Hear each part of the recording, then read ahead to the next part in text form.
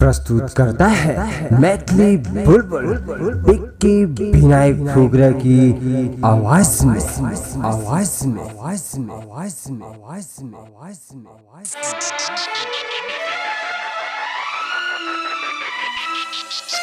DJ Manish Raxaul.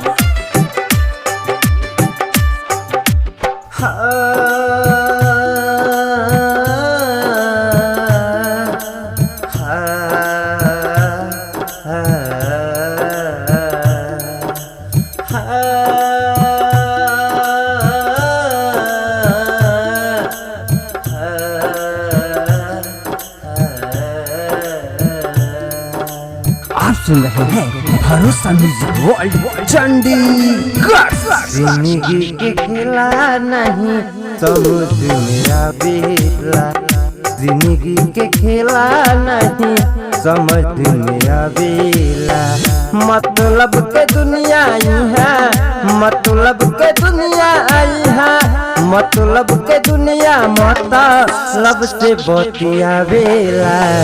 जिंदगी के खेला नहीं समझ में आवेला, जिंदगी के खेला नहीं समझ में आवेला, समझ में आवेला। जिंदगी के खेला नहीं समझ में आवेला, जिंदगी के खेला नहीं समझ में आवेला। मतलब के दुनिया आई है, मतलब के दुनिया आई है, मतलब के दुनिया मतलब से बतियावेला।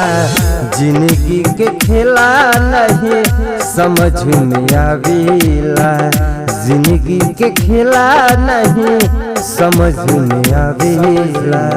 खुद को कर मत बुलंद इतना कि चढ़ जा जैसे तैसे, खुद को कर मत बुलंद इतना कि चढ़ जा जैसे तैसे।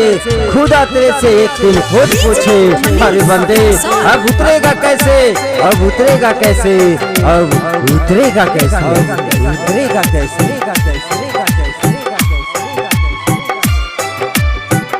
वही खाती अपन सबे नयापन बेटा आला, नयापन बेटा आला, नयापन बेटा आला। होला का गरीबी खुदा ई हमारा बुझाला, होला का गरीबी खुदा हमारा बुझाला। पीठ पीछे लोग यहाँ, पीठ पीछे लोग यहाँ सभी गोरिया बेला। जिंदगी के खेला नहीं समझ में आवेला। मतलब के लोग यहाँ, मतलब के लोग यहाँ, मतलब के लोग मतलब से बतियावेला। जिंदगी के खेला नहीं समझ में आवेला, जिंदगी के खेला नहीं समझ में आवेला। जिंदगी जब भी रुलाने लगे आप इतना मुस्कुराओ कि दर्द भी शर्माने लगे। जिंदगी जब भी रुलाने लगे आप इतना मुस्कुराओ कि दर्द भी शर्माने लगे। निकले ना आंखों से आंसू कभी, निकले ना आंखों से आंसू कभी, किस्मत भी मजबूर होगी आपको हंसाने लगी, आपको हंसाने लगी, आपको हंसाने लगी। बूझे न केहू कैसे हम समझाए।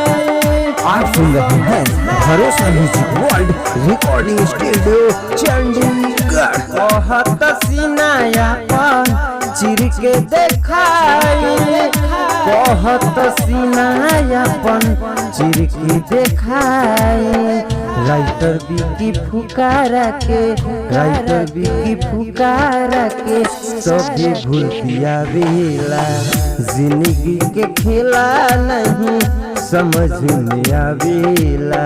मतलब के लोग यहाँ, मतलब के लोग यहाँ, मतलब के लोग मतलब से बतियावेला। जिंदगी के खेला नहीं समझ में आवेला, जिंदगी के खेला नहीं समझ में आवेला।